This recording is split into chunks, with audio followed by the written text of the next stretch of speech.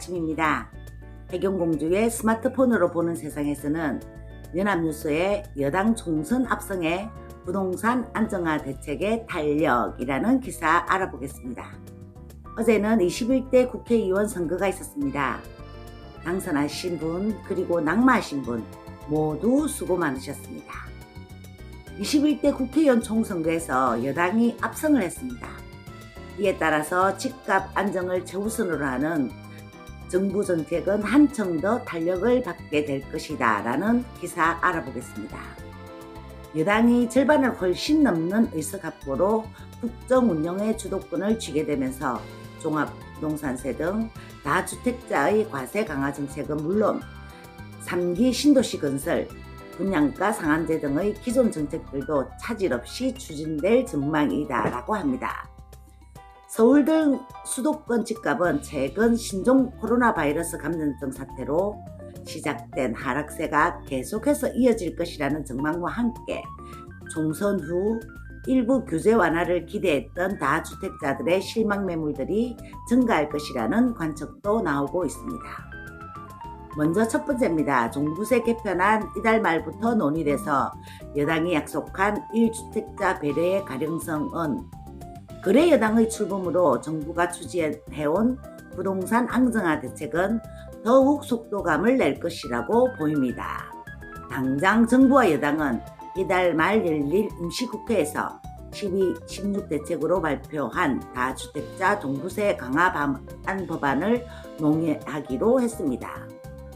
20대 국회 임기가 다음 달 말에 종료되는 만큼 최대한 그때까지 법안을 처리를 해야 합니다. 12, 16 대책의 강화된 개정안에 맞춰서 올해부터 보유세가 부과되려면 보유세 과세일인 6월 1일 이전에 입법을 마쳐야 하기 때문입니다.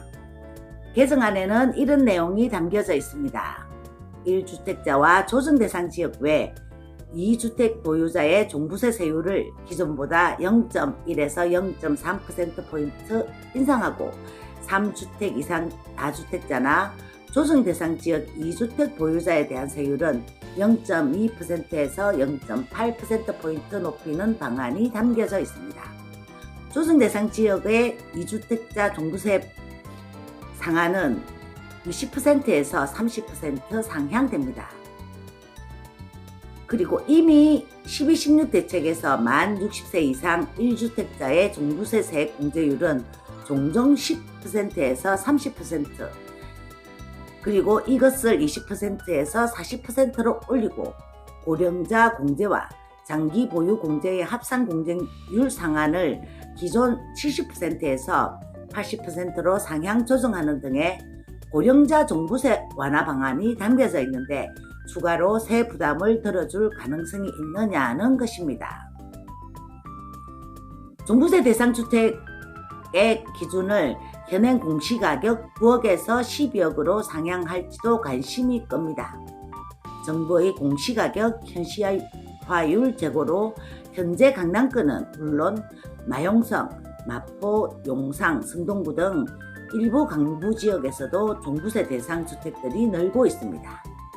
이 때문에 강남권과 용산, 성남 등 고가주택이 많은 지역구에 출마한 여당 후보들은 1주택자에 대한 종부세 기준을 12억 원으로 상향하겠다고 밝혔습니다.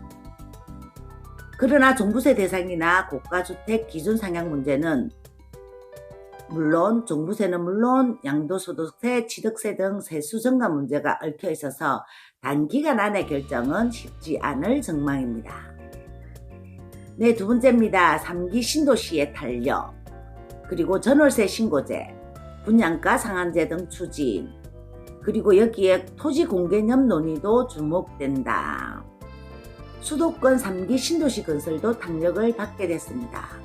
고양 창릉지구 신도시 철회 이수로 맞붙은 고양정 지역구에서도 여당이 승리함에 따라서 앞으로 수도권 주택 공급 확대 방침에 가속도가 붙을 전망입니다. 고양정은 그간의 부동산 규제를 진두지휘한 김현미 현 국토부 장관의 지역구였습니다. 그리고 여당의 총선 공약인 청년주택, 신혼부부 주택 10만호 공급 계획도 본격적으로 추진됩니다.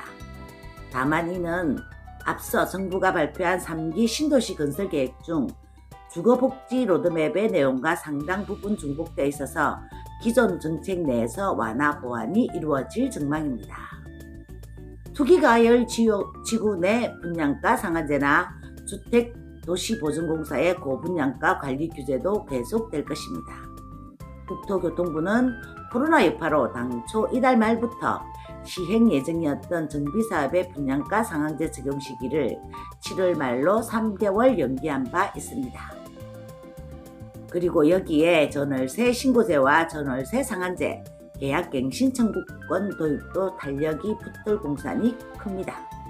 더불어민주당 안호영 의원과 국토부는 지난해 전월세 거래도 주택매매처럼 일정 기간 내 의무적으로 신고하도록 하는 전월세 신고제 도입 법안을 발의했으나 아직 상임위에 계류되어 있습니다. 국토부는 이번 20대 국회에서 법안 처리가 불발되며 21대 국회에서 해당 법안을 다시 발의할 계획입니다.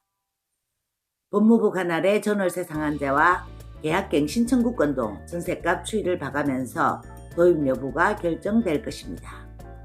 여당은 임차인 보호와 임대소득 과세를 위해서 이들 3종 세트 도입이 필요하다는 입장입니다. 초금리 시대를 맞아서 집값 안정을 위한 주택담보대출 비율, 총부채 상환 비율 등 강력한 대출 규제나 실수요자 중심의 청약 제도도 변함없이 추진될 전망입니다. 일각에서는 이번 여당의 총선 공약에 포함되진 않았지만 정권 초기부터 검토되어 온 토지 공개념 도입의 논의가 본격화될 예정이라는 관측도 나옵니다. 총선 후에도 코로나발 집값 약세 지속, 실망 매물 추가로 늘 수도 있다.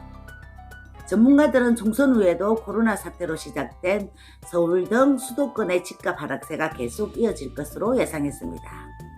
현재 수도권의 경우는 강남은 물론 마용성, 풍선 효과가 나타났던 노도강과 수용성까지 급매물이 등장해서 집값 하락을 유도하고 있습니다. 이에 전문가들은 이야기합니다. 국민은행 스타자문단 박원갑 수석 부동산 전문위원은 총선 결과보다는 코로나로 인한 경제 후폭풍의 정도가 향후 집값을 좌우할 것이다.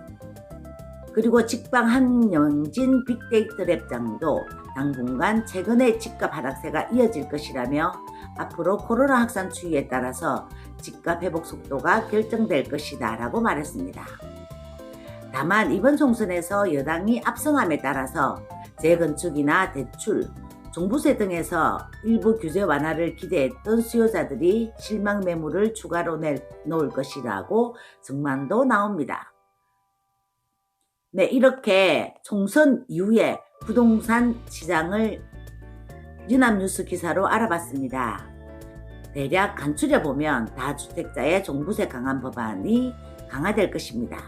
그리고 1주택자 세부담 완화에 주목이 되기도 하고요. 3기 신도시의 탄력을 받으면서 분양가 상한제가 예정대로 추진될 예정입니다. 또 전월세 신고제나 분양가 상한제 등이 본격적으로 논의되면서 현재 코로나 여파로 인해서 집값이 하락하고 있지만 규제 완화를 기대하기는 힘들어질 것 같습니다. 규제 완화를 기대했던 다주택자들의 매물이 늘 수도 있다는 기사입니다. 네, 오늘도 화창한 봄날입니다. 행복하세요.